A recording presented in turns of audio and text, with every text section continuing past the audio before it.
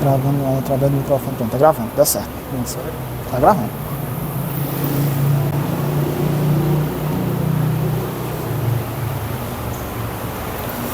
Amém. Boa noite, irmãos, graças a Deus. Oremos. Amém.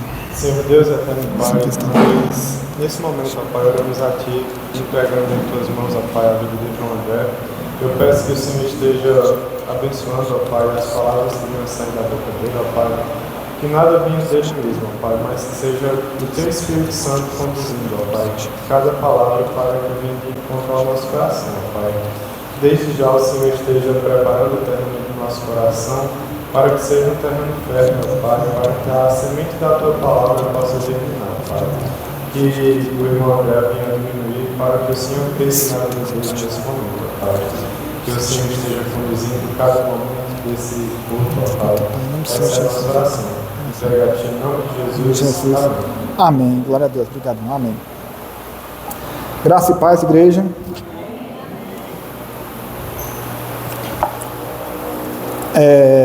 Não estranho o microfone aqui porque o professor da disciplina quer que grave a mensagem, tá? Aí por isso que tá esse aparato hoje aqui.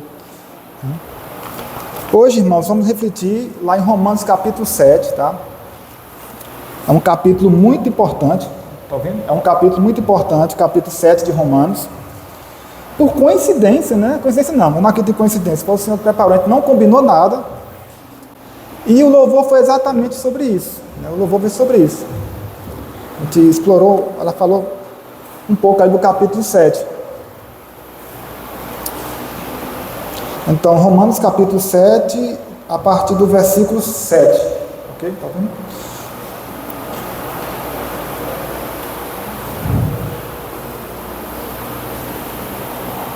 Eu quero que Yuri coloque lá no telão. Todo mundo acompanhar.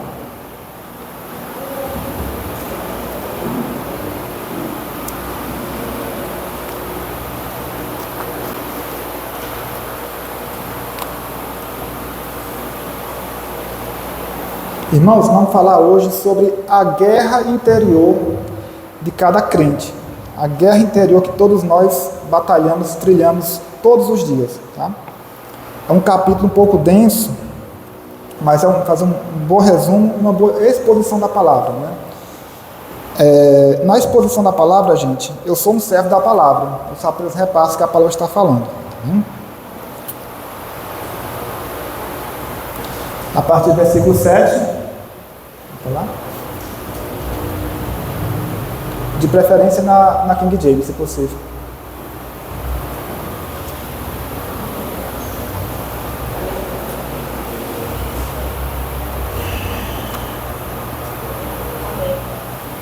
Amém?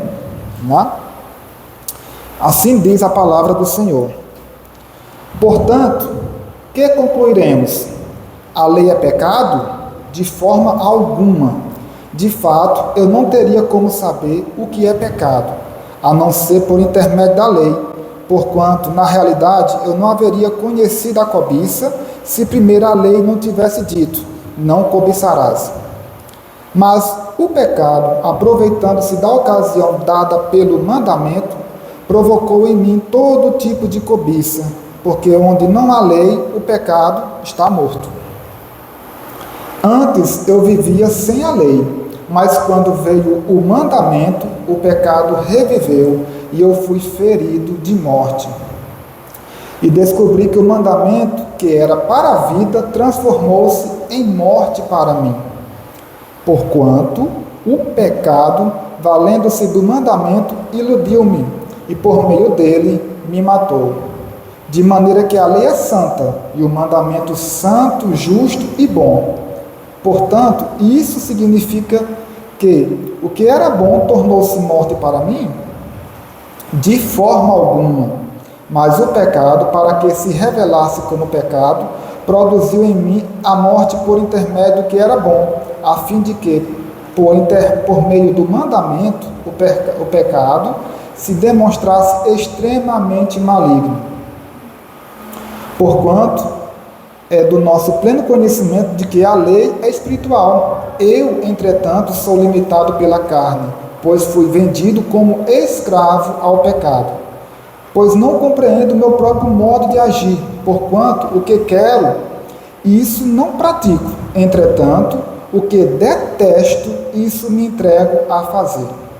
Ora, e se faço o que não desejo, tenho que admitir que a lei é boa. Nesse sentido, não sou mais eu quem determina o meu agir, mas sim o pecado que habita em mim. Porque sei que na minha pessoa, isto é, na minha carne, não reside bem algum, porquanto desejar o bem está presente em meu coração. Contudo, não consigo realizá-lo, pois o que pratico não é o bem que almejo, mas o mal que não quero realizar. Esse eu sigo praticando. Ora, se faço o que não quero, já não sou eu quem o realiza, mas o pecado que reside em mim. Assim descubro que essa lei em minha própria carne. Quando quero fazer o bem, o mal está presente em mim. Pois no íntimo da minha alma tenho prazer na lei de Deus, contudo vejo uma lei agindo nos meus membros do meu corpo, guerreando contra a lei da minha razão, tornando-me prisioneiro da lei do pecado que atua em todos os meus membros. Miserável ser humano que sou, quem me libertará deste corpo de morte? Graças a Deus por Jesus Cristo, nosso Senhor, de modo que eu mesmo com a razão sirvo a lei de Deus, mas com a carne a lei do pecado. Amém? Senhor Deus, Pai querido, em nome do Senhor Jesus, ó Pai, esteja conosco, nos conduzindo, ó Pai, com a tua palavra, em nome do Senhor Jesus. Amém. Irmãos, é um resumo aqui do capítulo, a parte do 7, que é que nós vimos um conflito, né? Uma guerra entre carne, né? Natureza pecaminosa, carnal, e natureza espiritual. Não é à toa que nosso título é Guerra Interior, porque o cristão de fato passa por essa guerra interior. No versículo 7, que ele fala da lei e da autoridade sobre uma pessoa, né, enquanto ele vive, né? Ou seja, a lei funciona, gente, como uma regra de trânsito. Vamos comparar, fazer um paradoxo com a lei de trânsito, né? As pessoas falam, a lei está morta, né? A lei é ruim para nós. Vamos entender melhor. Se formos comparar a lei com a lei do mandamento do Senhor, da antiga aliança, né? Os 613 mandamentos que ninguém consegue realizar, consegue cumprir, né? Comparar com a lei de trânsito. Para que serve uma lei de trânsito? Para que se torne um trânsito organizado, evite acidente, evite muita coisa. Se nessa rua o limite de velocidade é 20 por hora, mas se mudar a gestão, de repente o novo gestor coloca o limite 80 por hora. Então você tem uma nova lei, uma nova legislação acontecendo. E se não tiver placa alguma, se não tiver lei alguma, existe algum limite de velocidade? Não tem. Então, sem um limite, sem algo pré-estabelecido, nós vamos agir da nossa própria natureza. Tá? Então, é necessário ter uma lei que nos ajude a conduzir. Tá? Então, a lei de trânsito, ela é ruim por si só? Se eu cometi uma infração, o culpado é a regra, é a lei de trânsito, ou o culpado sou eu? Logicamente, o culpado sou eu. Eu sou o culpado por isso. Pode deixar aberto o versículo 7, tá? Para o pessoal acompanhando. O que é que Paulo fala aqui no finalzinho do versículo 7? Ó.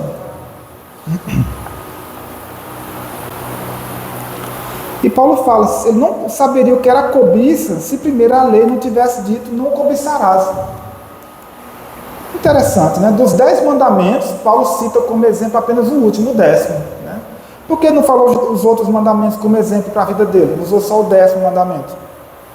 Né? Então Paulo era um fariseu, um doutor da lei, ele conhecia bem a lei, ele tinha pleno conhecimento. E para os fariseus, o que importava são as ações externas, as ações que são vistas pelos outros. Ou seja, a sua religiosidade, a sua espiritualidade tem que ser algo externo, externado, que todos pudessem ver. Mas Paulo cita um mandamento que na verdade é o único mandamento que não é externo, que não se pode ver externamente, tá? Então, quando ele fala não cobiçarás, ele não citou os outros mandamentos que são, né? Se você lembrar, o primeiro mandamento, não terás outros deuses diante de mim. O segundo, não farás para ti uma imagem de escultura, não adorarás, não se prostrarás, não prestarás culto a ela, e por aí vai, né? Lembrar do sábado, honrar pai e mãe. Sexto, não matarás, não adulterarás, não furtarás. O nono, não os dirás falso testemunho contra o teu próximo. E o 10º e último, que fala, não cobiçarás a casa do teu próximo e não cobiçarás a mulher do teu próximo. Ou seja, não cobiçarás as coisas do teu próximo, não importa o que seja, se é o carro, se é o emprego, se é a casa, o que seja. E não cobiçarás a mulher do teu próximo. Às vezes parece ser fácil, a gente está aqui na igreja, a gente dá um glória a Deus, levantar a mão, mas muitas vezes o coração está cobiçando alguma coisa. Eita, fulano está com um carro novo, eita, fulano isso, eita, o cabelo de fulano deu um trato e tal. Então, a cobiça, o 10º mandamento, é o único mandamento que é subjetivo.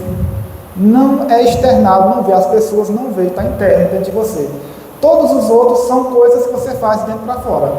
E o 10º mandamento que Paulo usa aqui como exemplo, para ele fala da cobiça. Porque quem é que vai ver a cobiça? Os outros veem? Não. Quem é a pessoa capaz de ver a cobiça?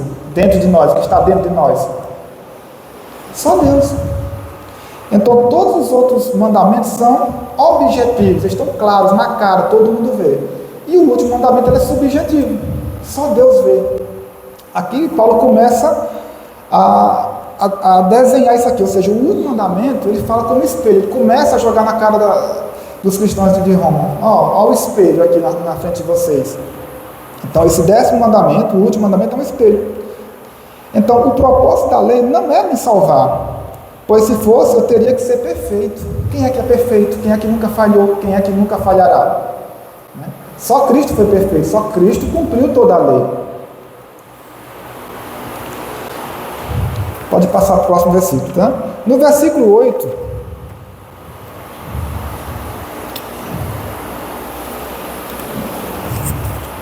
só repetir aqui rapidinho, versículo 8. Mas o pecado, aproveitando-se da ocasião dada pelo mandamento, provocou em mim todo tipo de cobiça, porque onde não há lei, o pecado está morto. Ou, em algumas traduções, o pecado é uma coisa morta. Ou seja, se eu tenho uma lei, se não existe lei de trânsito aqui, não existe luta, não existe infração. Então, a lei vem para ordenar, para organizar, para ter uma direção específica. Por exemplo, aconteceu comigo, eu estava numa cidade que eu não conhecia bem, eu entrei numa rua, aí tinha um cara se passando, aí o cara veio na minha frente e disse, esse cara está na contramão, esse cara está ruim do juízo. E eu não percebi, só caiu a ficha, eu me toquei, que era eu que estava errado quando eu vi a placa. Sentido proibido, eu estava no sentido errado. Então, como seria a organização de uma lei de trânsito, se não tivesse proibido virar à esquerda, proibido o retorno, não pare aqui, não ultrapasse tal velocidade, não vá além disso. Então, a lei é para isso. E Paulo faz esse contraste seriamente aqui. Tá? No versículo 9, o que é que Paulo diz? Paulo que está falando, não é qualquer pessoa que está falando. Antes eu vivia sem a lei, mas quando veio o mandamento, ou seja, o mandamento específico, o pecado reviveu e eu fui ferido de morte. Ou seja, enquanto não existe uma lei de velocidade na sua vida ou algo específico, uma lei, comparando com o trânsito, você não tem um sentimento que está fazendo nada errado, mas quando vem a lei, você tem um sentimento, opa, eu estou errado, eu estou cometendo uma falha aqui diante da lei, eu estou cometendo um crime. Tá? O que é que ele fala? Que a partir do momento que ele passou a conhecer a lei, Paulo era não israelita, e os israelitas, por cerimônia, tradição cultural, aos 13 anos tem uma cerimônia que os meninos têm que conhecer a Torá completa, tem que saber, tem que recitar, tem que conhecer a lei passo a passo. As meninas passam por um processo similar, mas os meninos são obrigados a conhecer a lei. Então Paulo disse, quando eu conheci a lei, o mandamento nasceu em mim, então eu vi que eu estava morto. A lei apenas mostrou para ele, você é um infrator. A partir do momento que ele não conhecia a lei, ele disse, agora eu conheço a lei, existe uma lei para isso, e a partir desse momento eu estou fazendo uma infração contra meu Deus. Tá? Ele fala, fui ferido de morte, porque a lei faz isso. Então a lei, a palavra de Deus, muitas vezes, ela tira a paz, mas dos que não sabem que estão mortos, não tem a consciência que está morto em si, em suas ações, tá? Em suas entregas, em sua vida, não tem consciência, né? Gosto de dizer que às vezes faz de tudo aí, como diz, a bagaceira do mundo todo, mas dorme sossegado à noite, tem aquele sono leve, tranquilo, que pode cair o mundo e não acorda.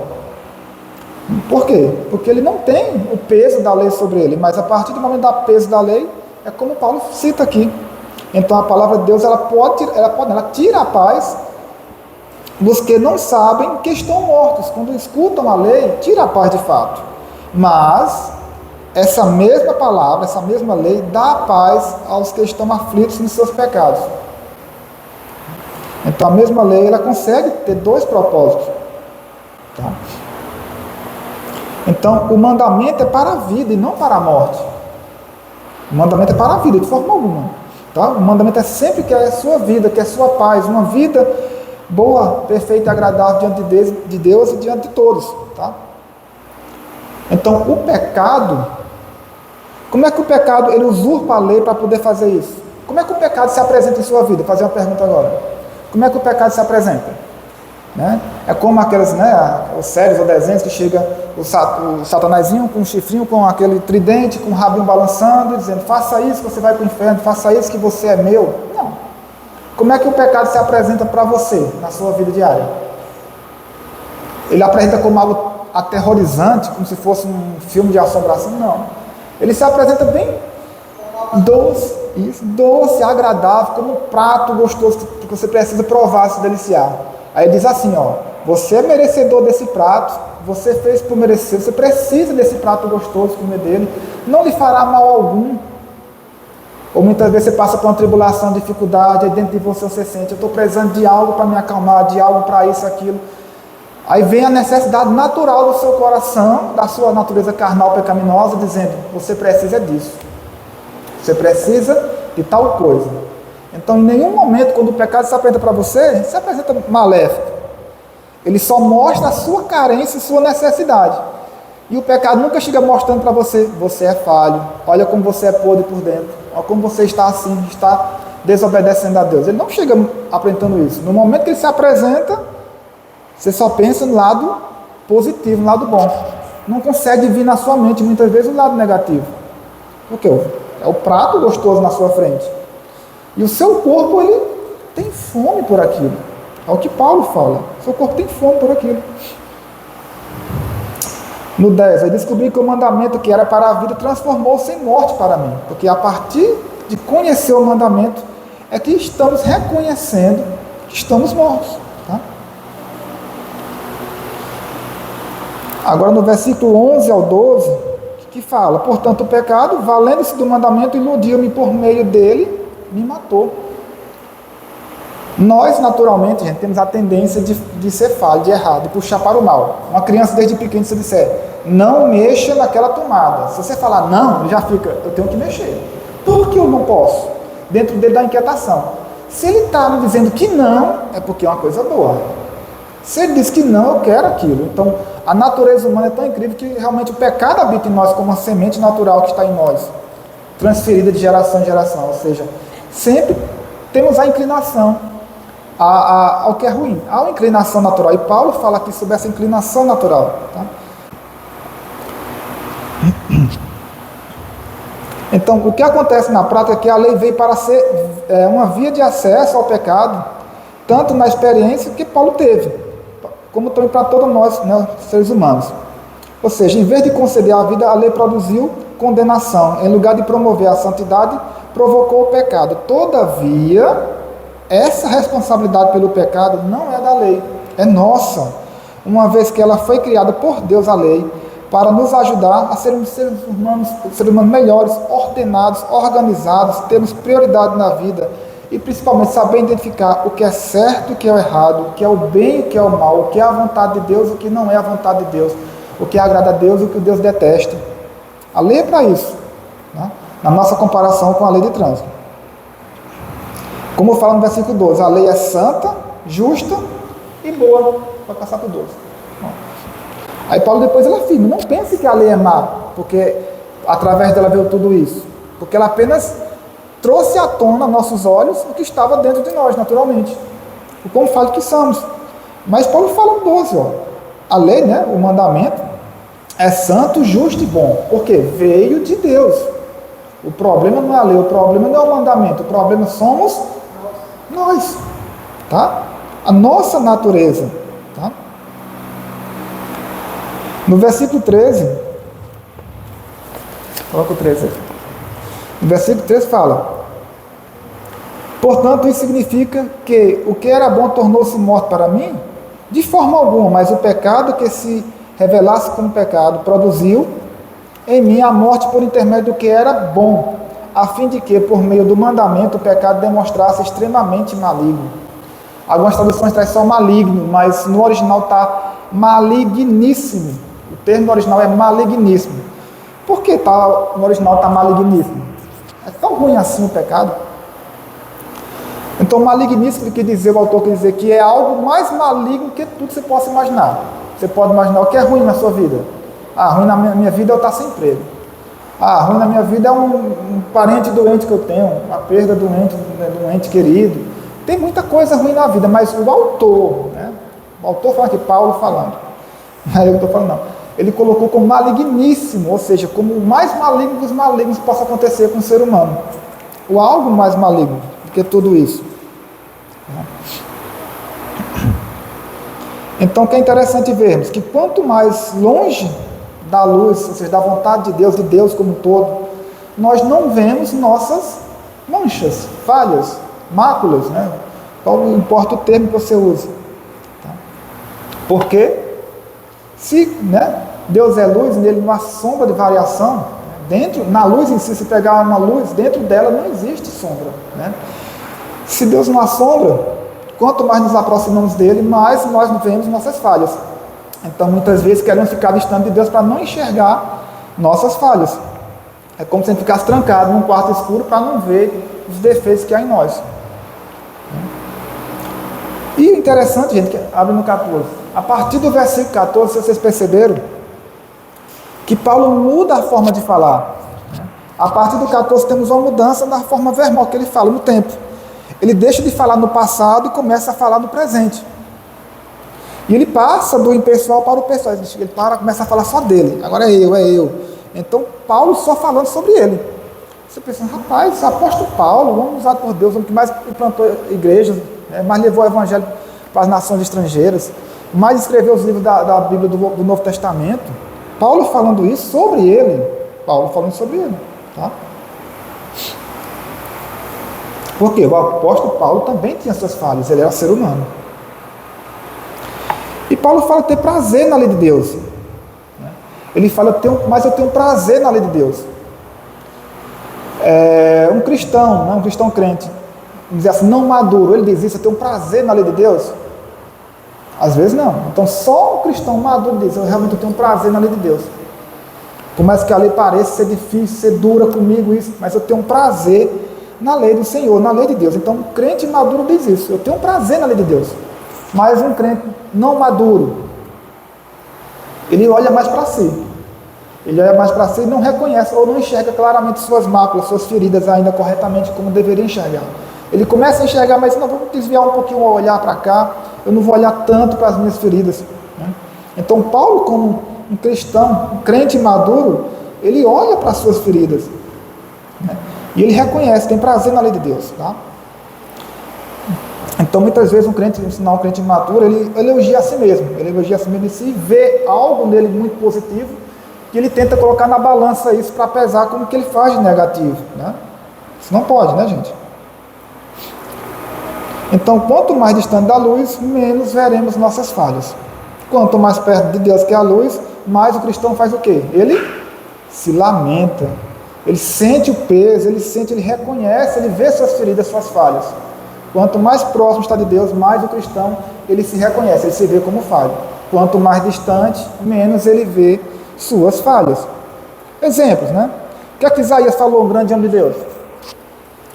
Isaías disse, né? Ai de mim, Senhor, né? Eu sou falho, sou um pecador, um de lábios impuros, etc. Pedro, Senhor, afasta de mim, pois sou um pecador. O apóstolo Pedro. O apóstolo João, com Tarnaí de Patmos. Senhor, cai aos seus pés, né?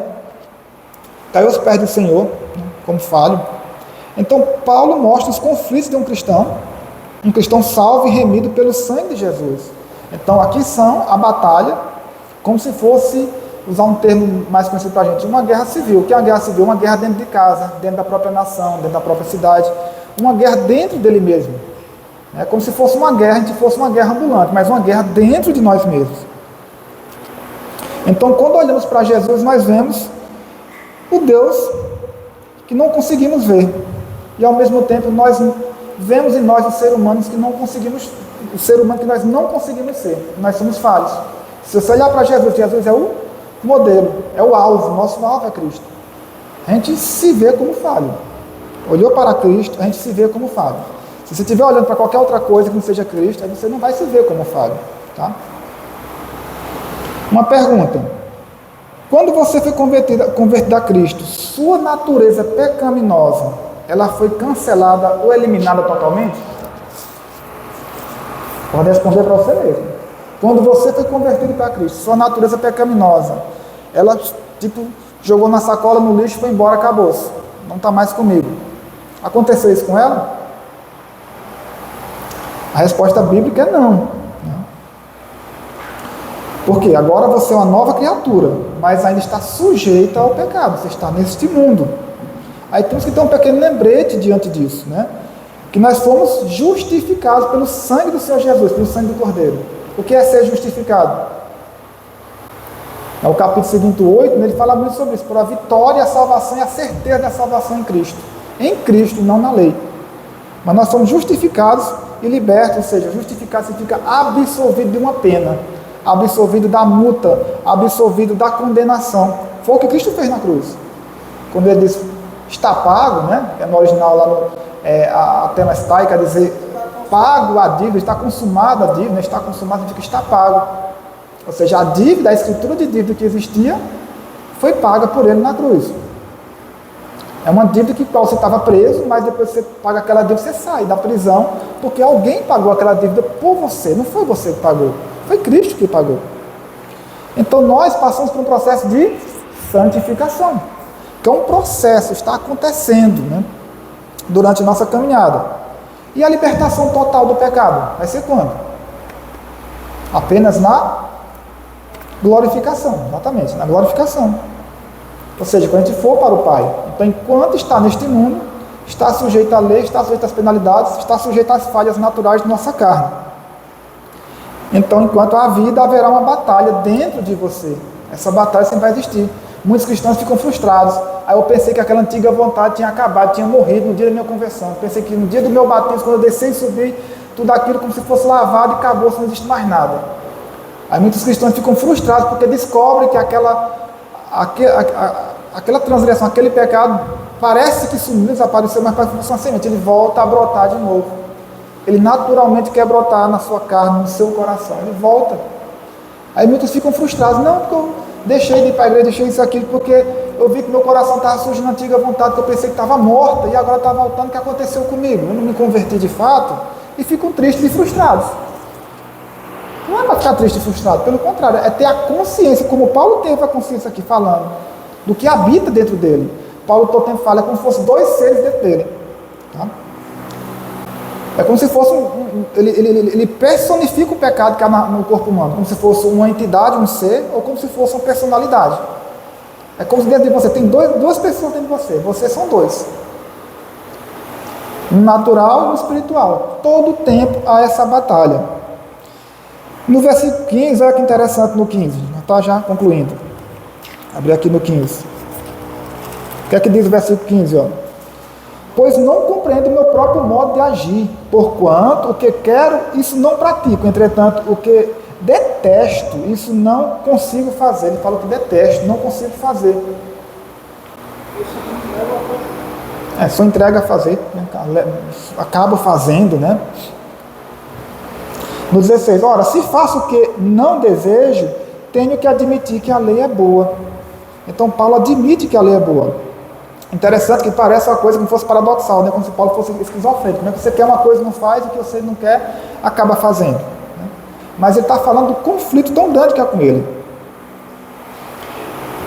E no versículo 18 ele fala, porque sei que a minha pessoa, ou seja, a minha natureza, isto é, a minha carne, não reside bem algum. Ou seja, quando ele fala carne, nossa natureza carnal pecaminosa, não é a carne, o corpo em si, a natureza carnal pecaminosa. Porquanto o desejar o bem está presente em meu coração, contudo, não consigo realizá-lo. Ele fala que dentro dele tem um desejo de atender, de fazer a vontade do Senhor, mas muitas vezes não consegue realizar. Então você tem dentro de você, mesmo após sua conversão, como se habitasse ainda a natureza do velho homem, mas tem agora uma natureza nova, do novo homem. Você pensava que ia ter paz e sossego, você agora tem guerra, tem conflito. Você pensava, eu ia ter sossego, mas vai ter conflito na sua vida, porque vai ter agora conflito da sua natureza carnal pecaminosa natural com o Espírito do Senhor que vive em você agora. Tá? Então, você pensava que ia ter paz, agora tem guerra. E todo dia tem que declarar guerra. Você tem que declarar guerra muitas vezes, porque você sente aquela vontade acontecendo dentro de você, você está declarado guerra. Hoje é dia de guerra. E como você está se preparando para essa guerra diária? Como você vem se preparando para essa guerra civil dentro de você, que está acontecendo com você? Lembre-se, você é uma guerra ambulante. Depois que aceita Cristo, enquanto não aceita Cristo, você está em paz, porque você não tem a lei, para você não existe transgressão, não existe falha. Dorme sossegado. Pergunta. Então fica a pergunta, o crente peca? Por que ele peca?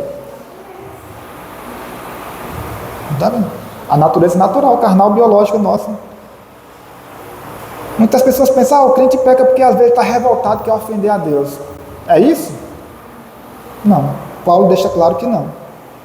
Porque ser rebelde, a gente quer ser rebelde em algum momento, porque está passando por uma tribulação muito grande, está revoltado. Estou revoltado demais com minha caminhada cristã, com a minha vida. Vou dar um de rebelde agora. Eu vou pecar porque eu quero ser rebelde, não aguento mais. É por isso? Não.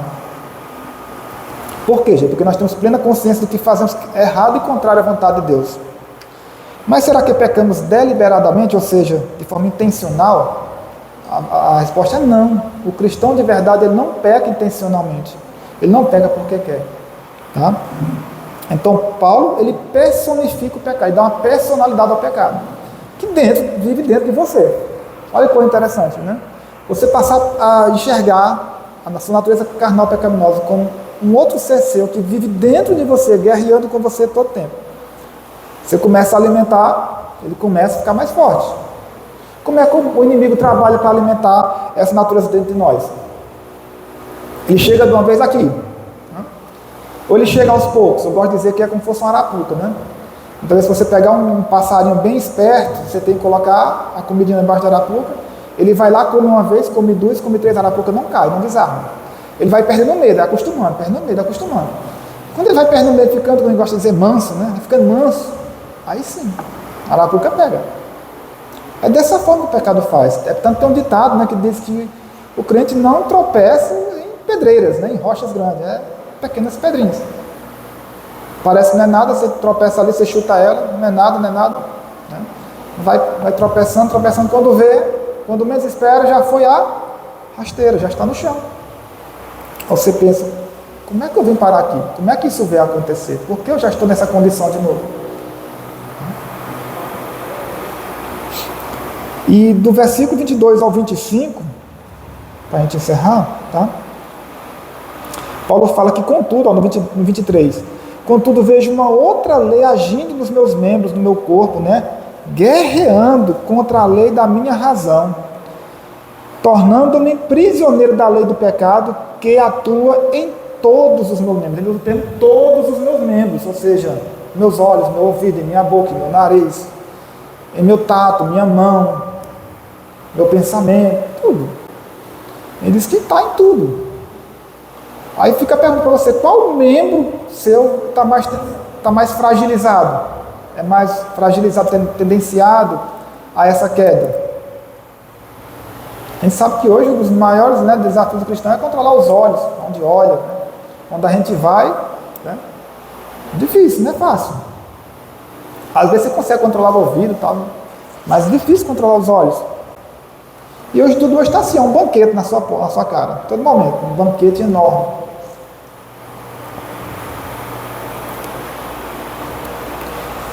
Então Paulo fala, dentro de mim, né, do meu homem interior, tem uma natureza, ele fala da natureza. Ele fala dentro de mim, quando ele fala dentro dele, ele fala que no meu extremo interior tem a natureza de Deus, a natureza de Cristo. Habita o Espírito Santo que quer outra coisa. Deus quer. O que é que Deus quer de sua vida? Você parou para pensar? O que é que Deus realmente quer da minha vida? O que Deus quer de mim de fato?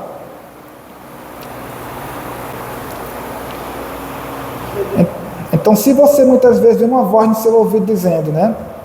Você é muito falho, você é falho. Você não passa de um corpo pecador que tem o Espírito Santo que está vivendo dentro de você, está guerreando com você, mas você está sempre perdendo. Ele quer dizer, você é um perdedor. Você é um perdedor. Uma vez vem essa voz, você é um perdedor. Você está perdendo, você é um perdedor. Ele quer que você veja assim, como se você fosse realmente um ser pecaminoso que tem um Espírito dentro. Que esse Espírito está brigando ali, mas como se não fosse essa vitória decretada. Gente, a vitória é decretada em Cristo Jesus. Você tem que pensar o contrário. O meu espírito guerreia com a minha carne, mas a vitória é dada pelo Senhor Jesus. É o que Paulo fala. Nossa vitória está em Cristo, não está em nós. Nossa vitória está em Cristo. O que acontece conosco? Muitas vezes pensamos, nós falhamos e caímos porque pensamos que nós temos que lutar com o externo. Eu tenho que derrubar muitos muros em minha vida. Então você derruba 1, 2, 3, 10 muros, 50 muros, derruba 10 muros por dia, né? Aquela história, mata 10 leões por dia. Você pensa que está sendo vitorioso. Você esquece que a guerra não é o externo, é com o interno. A nossa guerra maior é interna. Então não importa, gente, quantos muros você derruba. A pior batalha sua é sempre contra nós mesmos, você mesmo. A minha pior batalha é sempre contra mim. É a mais difícil de todas. É a subjetiva. Os outros não estão vendo, ninguém está vendo, só Deus está vendo. Então é a pior batalha, porque ninguém está vendo. E você muitas vezes deixa aquilo germinar, crescer ali. Ninguém está vendo. É um exemplo de Paulo. Então, a pior batalha é aquela que é a subjetiva, ninguém vê. Você sabe o que está acontecendo, você sente acontecendo aquela batalha começando em você, você deixa ela, como a gente fala correr frouxo. Então, seu maior inimigo não é o que está fora, mas o que está dentro de você. A partir do momento que você, como cristão em Cristo, né, crente em Cristo, reconhece que a pior batalha é a que está dentro de mim, que você começa a zelar por essa batalha, começa a cuidar de você mesmo, sua caminhada cristã, aí sim, é o Senhor da vitória, o Senhor cuida dessa vitória, você tem que cuidar dessa vitória. Está tudo nas mãos do Senhor e você deixa tudo correr frouxo. Não pode. Nós temos que batalhar. É uma batalha todo dia. Mas graças a Deus, né, no capítulo 8, que é o capítulo seguinte, é sobre a vitória em Cristo. E a certeza dessa vitória que Cristo dá, a salvação. Então a vitória é certa. É uma vitória com certeza. É uma batalha que não é você que venceu, foi Cristo que venceu por você. Já foi vencido lá atrás, lá no Calvário. Nada pode anular isso, nada pode voltar atrás. Essa batalha, quem vence é Cristo. Então, se fosse depender de mim, de você vencer essa batalha, nós estávamos perdidos. Estávamos perdidos. Tá? Estava no PGM uma vez, aí uma nossa querida PGM disse, não, eu não tenho nada para me arrepender, eu não faço nada de errado, eu não tenho nada errado comigo. É o que Paulo fala aqui, né? Ou seja, ela não tem aquele conhecimento da vontade de Deus, do mandamento. Porque se ela tivesse, de fato, ela reconhecia. Eu tenho tanta falha em mim. Eu estava com minha avó um dia desse no sítio, levei a palavra para ela. Aí eu pregando a mensagem de Cristo para ela. Aí todo o tempo ela tirava o foco dela. Eu nunca disse nada para ninguém, eu nunca fiz mal a ninguém. Tudo é os outros. Não, vó, eu estou falando para a gente olhar para nós. Olhe para o seu coração. O que é que a palavra fala isso? Isso não é só todo ser humano é pecador, que é ser de Cristo tal. Meu filho, mas eu nunca fiz nada com ninguém. Então, ou seja, ela, né, se justifica com o externo. É o que ela faz externamente. Não é o que ela faz internamente. Não é o que ela faz com ela. Aí, de fato, é como Paulo fala. Então, a partir do momento de Senhor Jesus, você é o salvador da minha vida. O único e suficiente salvador da minha vida. Eu quero entregar, render minha vida a ti. Você decretou guerra. O Espírito Santo vem habitar em você e a guerra está decretada. E acontece esse processo santificação, você já foi justificado. O nosso Redentor, ele vive. Redentor é aquele que faz a nossa redenção. O que é redenção? Liberdade, ele pagou por liberdade. Você é livre em Cristo. Você não é prisioneiro da lei. Nós não somos prisioneiros lei, prisioneiro como a rei de trânsito, mas somos servos do Senhor e obedecemos à vontade do Espírito Santo que agora vive no seu coração. Então quem dirige agora é o Espírito Santo, dirige sua vida, ele puxa sua orelha aqui, ele dá um tapa ali, ei, conserta isso, ajeita isso. Tá? É Cristo que vive em você e Cristo que faz a mudança. Amém? Eu gostaria de orar um pouco por todos aqui, tá? Pelas famílias, por todos os PGMs também. Amém? Senhor Deus, Pai querido, Pai amado, obrigado, ó Pai, por este momento, em nome de São Jesus, ó Pai. Que o Senhor possa abençoar cada um, ó Pai. Que Teu Espírito Santo possa continuar falando aos corações, ó Pai. Que Tua palavra, ó Pai, realmente venha fazer morada, Senhor Deus. Que possamos entender de fato, Senhor Deus, Teu propósito para nossas vidas, nossa casa, nossa família, ó Pai. Que nós possamos ser, ó Pai, condizendo com Tua palavra, Senhor Deus, condizendo com Tua vontade, que possamos sentir nosso coração, a cada dia, ó Pai, Tua vontade, alinhar nossa vontade à Tua, Senhor Deus. Então nossa oração é sempre para que nossa vontade esteja alinhada à Tua, Senhor Deus. Que o Senhor nos conduza, Senhor Deus, porque nós não sabemos, ó Pai, muitas vezes, onde pisar, ó Pai, onde ir, ó Pai.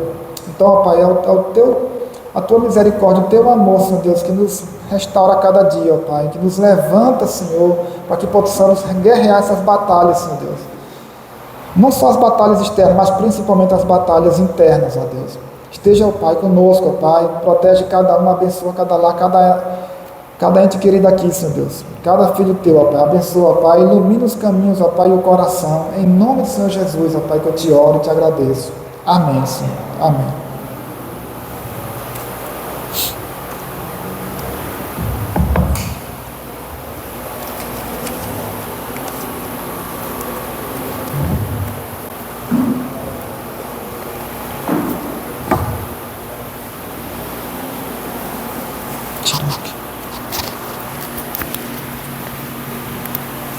Tem ficado bom, né?